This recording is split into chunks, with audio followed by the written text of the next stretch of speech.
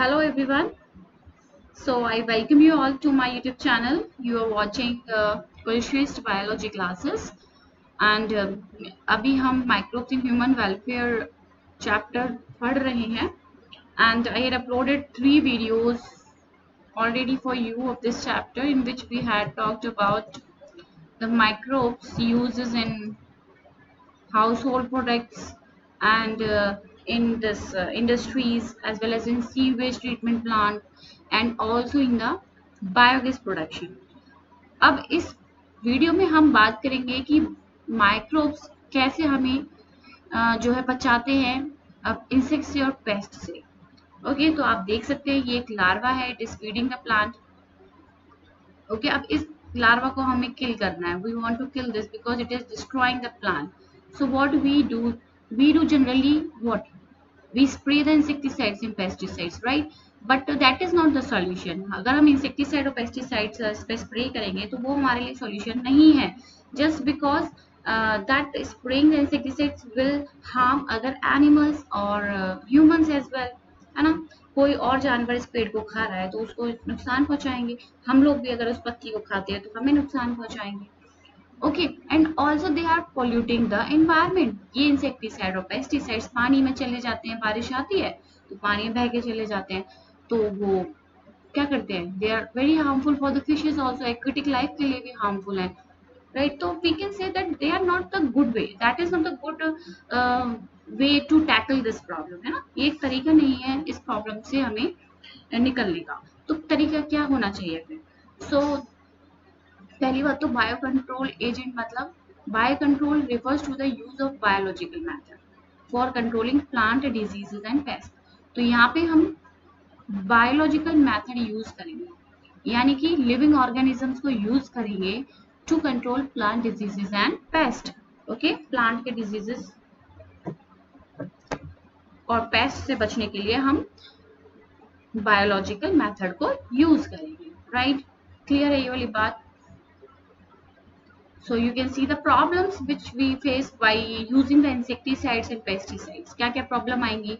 These chemicals are toxic and extremely harmful to human beings के लिए harmful है, animals के लिए भी है, polluting the environment. Our soil is also polluted through a use of weedicides to remove weeds. है ना? अगर हम weeds को remove करना चाहते हैं, जैसे चिनोपोडियम एक weed है, तो हमें उसे खत्म करना है, तो हम weedicides डाल देंगे, तो weedicides क्या करेंगे? soil को pollute कर रहे हैं, तो that is not the way. So let's see. So biological control of pest and disease. In agriculture, there is a method of controlling pest that relies on natural predation rather than introducing chemicals. तो agriculture में एक तरीका है इससे बचने का, paste से बचने का, and that believe on the natural predation. Natural तरीके से हमें उन्हें हटाना है, ठीक है, rather than introducing chemicals. Chemicals ना यूज करके नेचुरली हमें उनको हटाना है।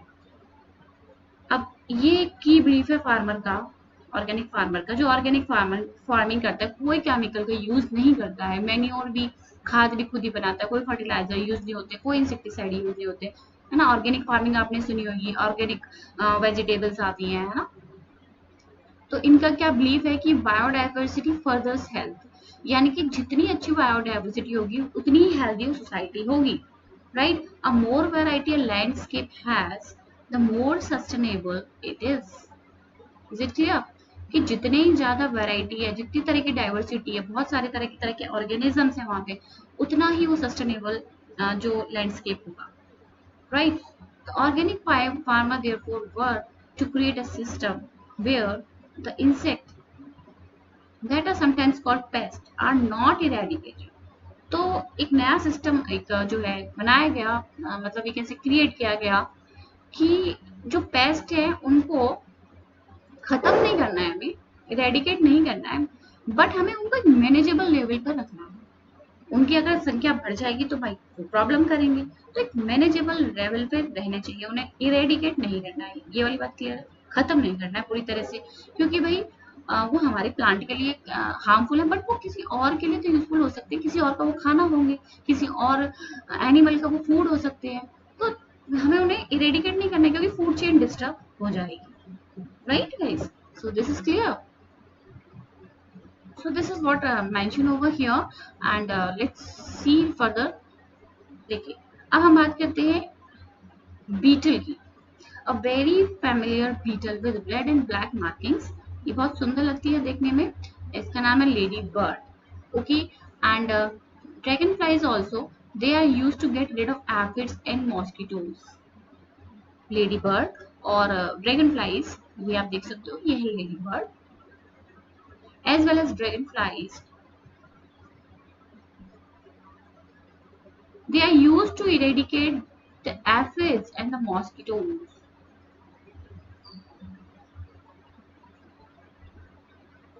ठीक है, तो ये जो है ये यूज की जाती है एफिड्स और मॉस्किटोज को किल करने के लिए. आप देख सकते हो एफिड्स, कितने सारे एफिड्स लगे हुए हैं इस हिबिस्कस प्लांट पे, और ये पूरे इस प्लांट को डिस्ट्रॉय कर देंगे. तो इनको किल करने के लिए लेडी बर्ड का यूज किया जाता है. ठीक है, दूसरा एग्जाम्पल क्या है, एक बैक्टीरिया है बैसिलस शेप का. बैसिलस शेप कैसी होती है, रॉड शेप के बैक्टीरियाज होते हैं ये.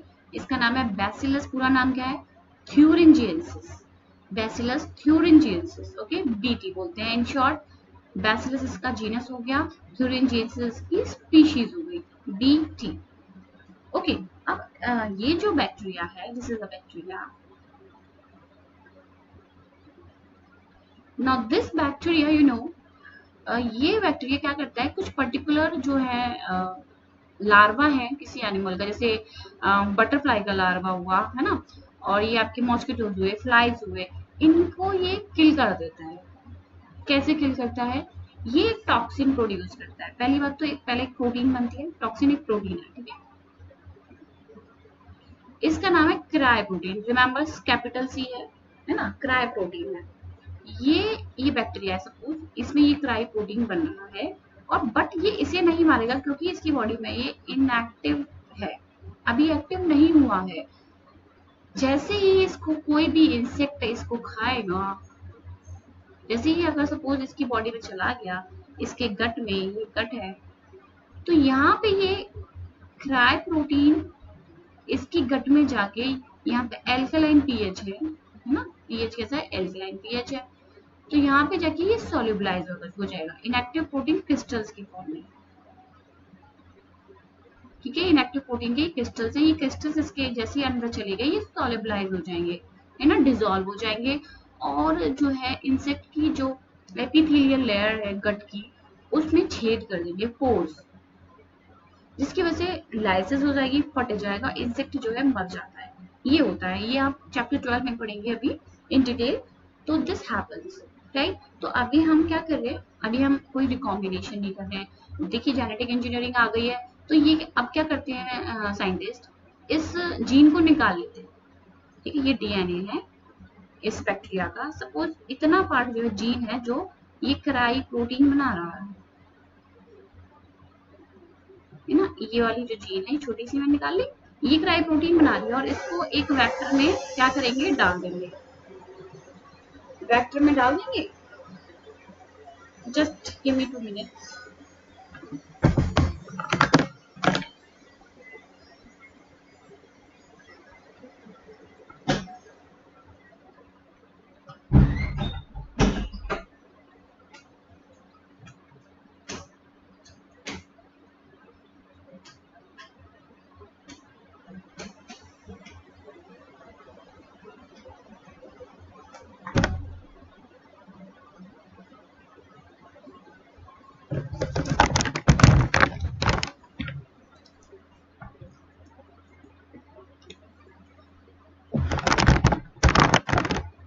ठीक है, तो वेक्टर में डालने के बाद एक होस्ट बॉडी ली किसी भी बैक्टीरिया की या यीस्ट की.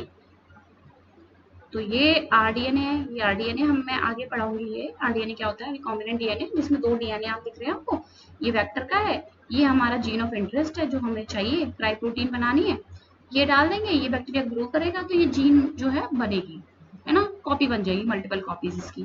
और फिर इस जीन को हम प्लांट में ही इंसर्ट कर दिया जाता है. ये जीन जो है प्लांट में इंसर्ट कर दी जाती है, वो प्लांट ही क्या हो गया, उस पर्टिकुलर इंसेक्ट से we can say that genetically engineered plant बन गया वो, है ना. तो वो अपना खुद ही बचाव कर रहा है, उसमें वो जीन पर्टिकुलरली प्रेजेंट है, क्राई प्रोटीन जो बना रही है, वो इंसेक्ट को मार देगा. जैसे इंसेक्ट उसकी पत्ती खाएगा वो मर जाएगा. ये होता है। अभी हम क्या बात कर रहे हैं, अभी हम जेनेटिकली इंजीनियरिंग पे नहीं जा रहे हैं, we are just talking about कि बैसिलस thuringiensis के शैचे मिलते हैं, पैकेट्स मिलते हैं एज अ ड्राई स्पोर्स। ठीक है, पाउडर एक पैकेट है, यहाँ पे ड्राई स्पोर्स में लिख देंगे, किसके हैं, बीटी के, बैसिलस thuringiensis बैक्टीरिया की स्पोर्स है। इसको स्प्रे कर दिया जाता है प्लांट के ऊपर, इसको स्प्रे कर दो प्लांट के ऊपर। अब as and when the insect come and eat the leaves or whatever the plant part, that bacteria will enter in the gut। और जो मैंने बताया अभी है ना, अंदर जाके टॉक्सिन जो है, उसकी जो प्रोटीन है, cry protein, okay, cry protein है और स्मॉल सी और वाई, स्मॉल सी वाली जीन है, ठीक है, क्राई प्रोटीन है और स्मॉल सी वाली क्राई जीन है।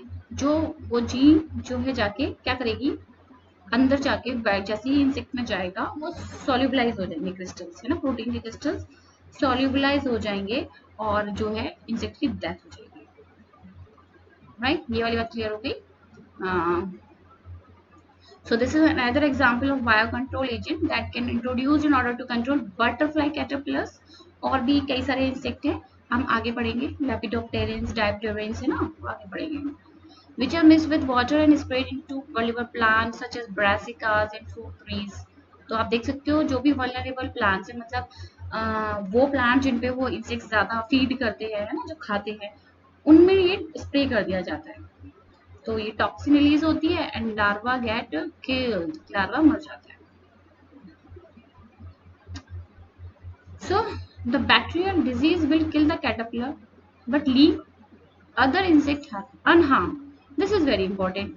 भाई जो हमें मारना है वही मरना चाहिए, पता चला जो यूजफुल है वो भी मर गया, वो नहीं होना चाहिए। तो यही हो रहा है, जो हमें किल करना है, जिस पेस्ट को हमें किल करना है वही किल हो रहा है, other animals are not harm, right.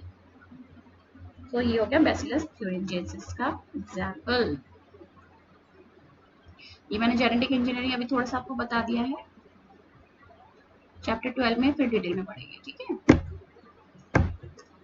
ये आप देख सकते हैं बटरफ्लाई के कैटरपिलर हैं और जो बैसिलस thuringiensis से इनको किल किया जा सकता है। यहाँ पे स्प्रे कर दो, ये जो है जब ऐसे खाएंगे तो ये मर जाएंगे।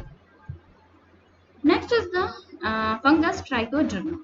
ट्राइकोडर्मा एक फंगस है ना, इसकी ट्राइकोडर्मा की स्पीशीज जो है free living fungi that are very common in root ecosystem. तो आप देख सकते हैं रूट में आपको यहाँ पे ये फंगस के ऐसे हाई पे मिलेंगे। It is free living fungus and it will very effective in controlling means pathogens, plant pathogens। अब यहाँ पे कोई भी ये फंगस है तो यहाँ पे कोई भी इंसेक्ट या कोई भी पैथोजन आके इस प्लांट को इन्फेक्ट नहीं कर सकता, क्योंकि यहाँ पे ये वॉचमैन्स लगे हुए हैं जो किसी को भी अंदर नहीं आने देंगे। और ये वॉचमैन्स कौन है, ट्राइकोडर्मा है, trichoderma. And what it is the fungus. So this is another example of biocontrol agent. The next example is the baculoviruses। ठीक है, ये जो वायरसेस होते हैं ये डबल स्ट्रैंडेड डीएनए वायरस है, okay, double stranded DNA virus है, remember this. तो ये जो है पर्टिकुलरली आर्थ्रोपोड्स या इंसेक्ट्स को किल करते हैं, ओके, स्पीशीज स्पेसिफिक है ये, एक पर्टिकुलर आर्थ्रोपोड्स जो इंसेक्ट्स हैं उन्हीं को ही मारेंगे ये, okay. So the majority of bacterial virus used as a biocontrol agent are in the genus Nucleopolyhedrovirus। ये आपको याद रखना है, बैक्टीरियोवायरस का जीनस क्या है, न्यूक्लियोपॉलीहेड्रोवायरस, NPV, न्यूक्लियोपॉलीहेड्रोवायरस है। So these viruses are excellent candidate for species specific है ये, है ना, एक पर्टिकुलर स्पीशीज को ही किल करेंगे। Narrow spectrum insecticidal application, okay, narrow spectrum में मतलब ये किसी पर्टिकुलर स्पीशीज को ही किल कर रहे हैं, आर्थ्रोपोड्स को ही किल कर रहे हैं। They have been shown no negative impact on plants and mammals, birds, fishes और even on non target insect, यानी कि किसी और पे इनका कोई नेगेटिव इफेक्ट नहीं है, ना तो ये प्लांट को हार्म पहुंचाएंगे, ना मैमल्स को, ना बर्ड्स को, ना फिशेस को, ना कोई और इंसेक्ट को, ठीक है। नॉन टारगेट इंसेक्ट है ना, टारगेट इंसेक्ट को तो मार रहे हैं, नॉन टारगेट इंसेक्ट को इफेक्ट नहीं करेंगे। ये वाली बात क्लियर हुई। So baculovirus belongs to the genus nucleopolyhedrovirus. ठीक है, ट्राइकोडर्मा हमने पढ़ लिया, फंगस है। फिर हमने देखा दिस बैसिलस थ्यूरिंजिएंसिस हमने बात करी, बैक्टीरिया है ये जो है इंसेक्ट को किल कर देता है ना। और ये फिर हमने लेडी बर्ड और ड्रैगन फ्लाइज की बात करी, ये एफिड्स ऑफ मॉस्किटोज को खत्म कर देती हैं, जो कि पेस्ट हैं। I hope this topic is clear to you. अब हम नेक्स्ट वीडियो नंबर 5 में मिलेंगे आपसे। So good luck.